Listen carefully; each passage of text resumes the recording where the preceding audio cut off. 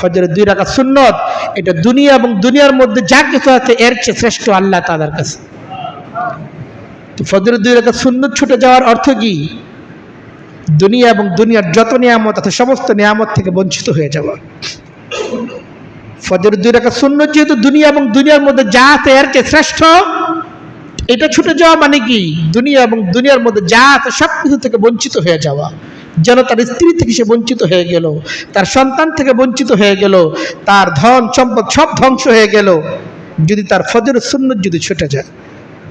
এই জন্য ফজরের সুন্নতের ব্যাপারে খুব গুরুত্ব দেওয়া চাই। এবং অনেকে, বেশিরভাগ মানুষ এটা যেটা হয়েছে যে মসজিদে আসে, জামাত চলতে থাকে, ফজরের সুন্নত পড়তেই থাকে। মাস্টার সকলের জানা আছে যে ফজরের সুন্নতের অধিক গুরুত্বের কারণে জামাত যদি দাঁড়িয়েও যায় তবুও উলামায়ে কেরাম বলেন যদি সুন্নত পড়েও সে জামাতে শরীক হতে পারে, সুন্নত পড়ে নিতে পারে। কিন্তু এটাকে আমরা যেমন ব্যাপক বানিয়ে ফেলেছি, শরীয়তের দৃষ্টিভঙ্গি আসলে এমন না। অধিকাংশ উলামায়ে কেরাম বক্তব্য তো এইটা, ইযা ইকিমাতুস সালাত ফালা সালাত ইল্লাল মাকতুবা, যদি ফরজ নামাজ দাঁড়িয়ে যায় কোনো ধরনের সুন্নত নফল কোনোটাই আর জায়েজ নাই ফরজ ছাড়া।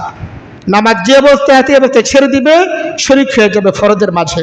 অধিকাংশ উলামায়ে কেরামের বক্তব্য এইটাই।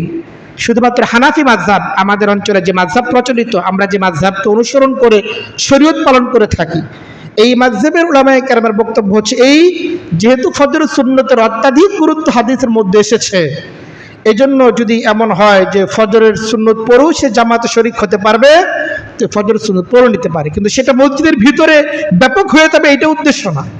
এটা হঠাৎ পর্যায়ে হয়ে গেছে, আচ্ছা ঠিক আছে বারান্দার মধ্যে সুন্নতটা পড়ে শরীক হয়ে গেল ফরজের মধ্যে। কিন্তু এইটা আমরা যেমন অভ্যাসে পরিণত করছি, রেওয়াজে পরিণত করেছি, হানাফি মাযহাবের উলামায়ে কেরামের দৃষ্টিভঙ্গি এমন না যে এটাকে মানুষ অভ্যাস বানিয়ে ফেলো।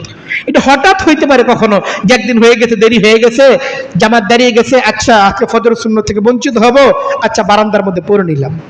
কিন্তু মসজিদ যে জামাত যেখানে চলতেছে, মসজিদের মূল অংশ, সেখানে ফরজ চলতেছে, পাশাপাশি কেউ সুন্নত বা নফলও পড়বে, এটাকে কোনো মাযহাবের উলামায়ে কেরাম সমর্থন করেন নাই। এই জন্য কেউ যদি ফজরের সুন্নত পড়তে চায়, ফরজ দাঁড়িয়ে গেলেও সর্বোচ্চ মসজিদের বারান্দায় পড়তে পারেন, মসজিদের ভেতরের অংশে পড়ার অবকাশ নেই। আমরা সতর্ক হব ইনশাআল্লাহ।